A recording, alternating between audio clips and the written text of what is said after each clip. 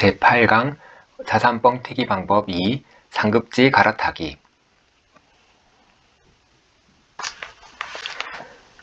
지난 시간에 갭 투자는 상급지와 하급지, 대장 아파트와 추종 아파트, 그리고 신축 아파트와 구축 아파트 간의 가격 격차가 벌어져 있을 때 하급지나 추종 아파트나 구축 아파트를 매입해서 갭 메우기를 해서 따라 오르기를 기다리는 투자법이라고 이야기를 했습니다. 그런데 지금 부동산 시장이 상승 추세이기는 한데 현재 상급지와 하급지 간의 갭이 좁혀져 있어서 갭 투자를 할 수 없을 때는 과연 어떤 방법으로 투자를 할 수 있을까요? 갭 투자와 상급지 갈아타기는 모두 갭 벌리기와 갭 메우기를 이용하는 투자 방법입니다. 갭 투자의 경우는 갭이 벌어져 있을 때 하급지를 매수하고 내가 매수한 하급지가 갭 메우기를 하면서 따라 오르기를 기다리는 투자 방법입니다. 또 반면에 상급지 갈아타기는 현재 갭이 좁혀져 있을 때 내가 보유하고 있던 하급지를 팔면서 동시에 상급지를 매수하고 내가 새로 매수한 상급지가 다시 갭 벌리기를 하면서 가격이 올라가기를 기다리는 투자 방법입니다. 이렇게 갭 벌리기와 갭 메우기가 반복되면서 상승하는 주택시장의 속성을 이용해서 상승기 동안에 그 시점마다 상대적으로 덜 오른 물건을 찾아서 투자를 할 수가 있는 것입니다. 예를 들어서 현재 갭이 벌어져 있다고 하면은 아직 덜 올라 있는 하급지 물건을 갭 투자를 할 수 있고, 현재 상급지와 하급지 간의 갭이 좁혀져 있다면 하급지를 팔면서 현재 상대적으로 저렴해져 있는 상급지로 갈아타는 것이 바로 상급지 갈아타기 투자법인 것입니다. 심지어 하락기 동안에도 상급지와 하급지 중에서 상대적으로 더 유리한 투자 물건을 찾아낼 수가 있습니다. 그렇게 해가지고 우리가 하락기 동안에 손실을 피할 수는 없겠지만 우리가 손실을 줄이고 다시 상승기로 돌아섰을 때 큰 이익을 얻을 수 있도록 준비를 할 수가 있습니다. 그렇다면 또 상급지 갈아타기는 언제 할 수 있는 것인가 했을 때, 상급지 갈아타기는 상승기 중에는 상하급지 간 갭이 좁혀져 있을 때 할 수 있는 것입니다. 이때 주의할 점은 주변이 다 오르는데 내가 갖고 있는 물건이 안 올라서 이렇게 조바심이 날 때 성급하게 상급지 갈아타기를 하면은 절대로 안 된다는 것입니다. 보통 내가 갖고 있는 물건은 거의 오르지 않는데 주변 지역이 개발 호재 등으로 주목을 받으면서 몇 억씩 오르는 경우가 있습니다. 그러면 내가 뭔가 잘못된 투자를 한 것 같고 또 오르는 물건이 계속 오를 것 같아서 내가 가진 물건을 팔고 더 잘 오르는 물건으로 갈아타야 하나 하는 이런 고민을 하게 됩니다. 하지만 인근 생활권에서 특정 지역만 계속 오르고 다른 지역은 계속 안 오르는 것은 불가능합니다. 그래서 이렇게 갭이 벌어진 시기에 성급하게 상급지로 갈아타게 되면 큰 갭만큼 돈은 많이 지불하고 갈아타면서 갈아탄 이후에 오히려 상급지의 가격은 정체가 되고 갭 메우기가 진행되는 동안에 이 하급지의 상승세를 놓치게 되는 경우가 많이 있습니다. 이거는 이제 완전히 엇박자로 투자를 하게 되는 것이죠.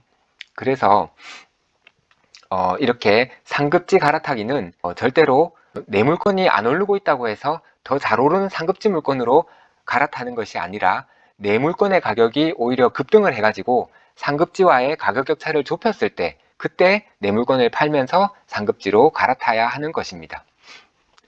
그리고 하락기 때에는 하락기라는 자체가 상급지 갈아타기를 하기에 유리한 시기가 됩니다.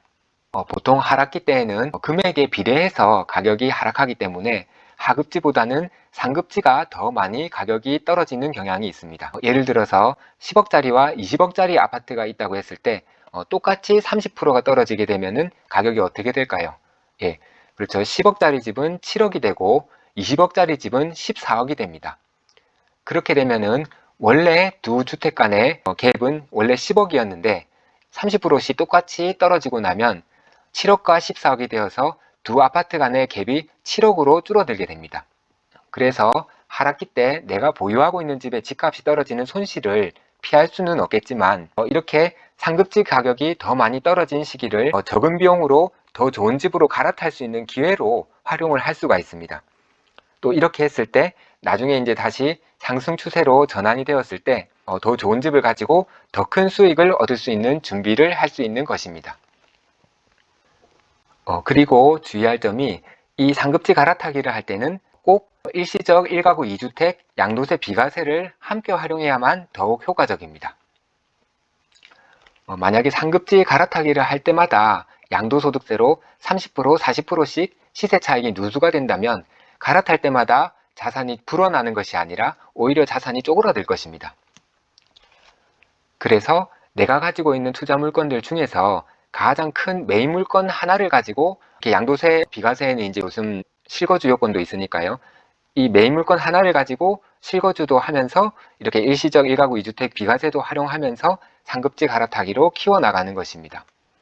그래서 이렇게 격가지로 우리가 지방에다가 갭 투자를 하거나 하는 것들이 물건 수도 더 많고 또 뭐 한 채당 뭐 3천만 원씩 5천만 원씩 투자를 해서 만약에 수익이 뭐 3천만 원 5천만 원 이렇게 난다고 했을 때 투자 수익률도 이렇게 갭 투자 물건이 더 높을 수가 있지만 이렇게 상급지 갈아타기로 메인으로 삼아서 상급지 갈아타기로 키워온 물건이 수익금으로 쳤을 때는 뭐 한 번 올랐을 때 5억 원씩 오르고 뭐 한 6, 7억 원씩 오르는 것을 양도세 비과세로 한 번씩 챙기면서 이런 투자 수익금은 가장 큰 것이 일반적입니다. 자, 만약에 우리가 5억짜리 집을 한 채 가지고 있다고 했을 때 이 5억짜리 집이 오를 차례가 되어 가지고 8억 원으로 가격이 올랐어요. 이렇게 되었을 때 우리가 이 5억에서 8억까지 오른 3억 원의 시세 차익을 한번 양도세 비과세로 매각을 하면서 챙기면서 조금 더 상급지인 10억짜리 집으로 한번 갈아타는 겁니다.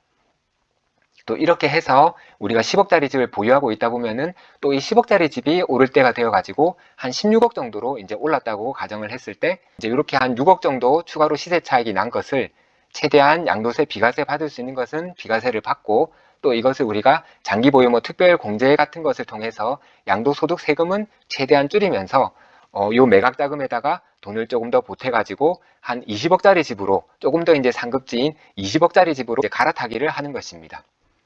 그래서 이런 식으로 우리가 상급지 갈아타기를 2회 정도 했을 때 처음에 우리가 5억 원짜리 집을 갖고 있다가 나중에 20억짜리 집을 자가로 소유를 할 수 있게 되는 것입니다. 그래서 이번 강에서는 우리가 자산을 뻥튀기 할 수 있는 두 번째 방법으로 상급지 갈아타기 방법에 대해서 배워보았습니다. 예, 지금까지 시청해 주셔서 감사합니다.